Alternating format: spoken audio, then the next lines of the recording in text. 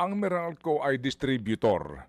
Meaning, kayo Yes, that's lamang correct. kayo lamang ang tumatanggap ng kuryente mula sa power source and you distribute. Kumbaga, kung ano yung cost noong inyong biniling kuryente sa source, pass on lang kayo sa consumer. So, paano makakagalaw ang Meralco sa ganong usapin na maiimpluwensyahan ninyo yung presyo ng kuryente kung kayo distributor lamang?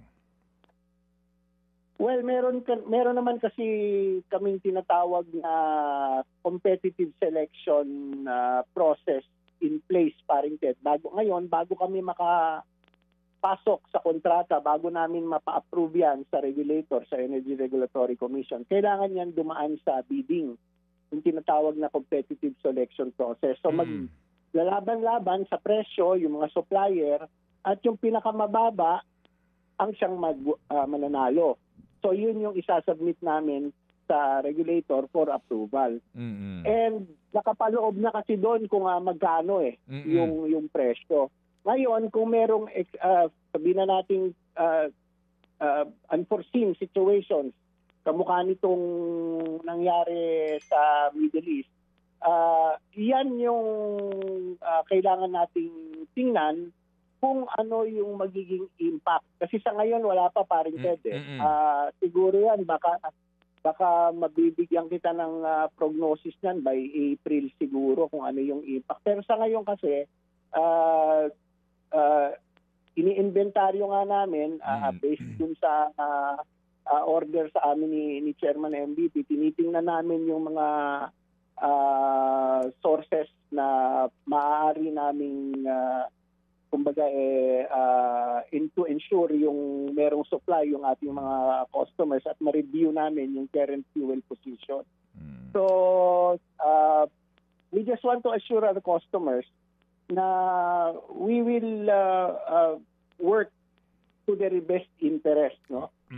By looking into our suppliers and their fuel inventory, their current position in terms of being able to supply us. Siyempre, tulong-tulong naman to. Talagang hindi ito kakayanin mag-isa ng Meralco, paring Ted. This is a concern that impacts and affects not only Meralco but the entire supply chain. Okay, sige. So Joe, habang kayo nga ninyo yung gagawa pa ng assessment at most likely itong inventaryo ng inyong mga supplier ng pinagkukunan nga ng kuryente, pwede bang mangyari na mas malaki na ang makukuha nyo sa spot market? Kasi nga dito dahil sa mga supply nitong mga imported na kakailanganin para dito sa gas supplier ninyo? Medyo maaga pa paring Ted. We're hoping for the best. Diba? Okay. We're hoping for the best. Medyo maaga pa We're hoping for the best in terms of sana matapos na itong gulo dun sa gitnang silangan. Sana merong iba pang sources na makunan.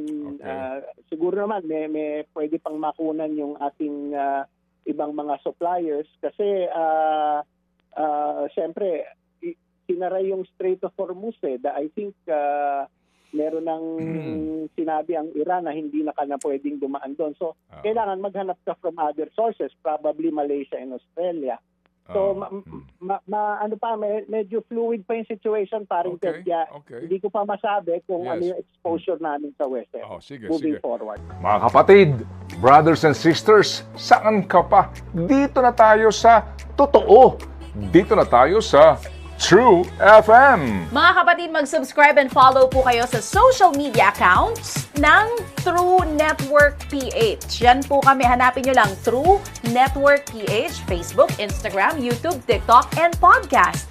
Mapa Apple or Spotify man yan, mahahanap nyo kami. Lahat ng mga napapanood at napapakinggan nyo po sa programa, nasa social media accounts namin yan. So, paano mga kapatid? See you sa social media!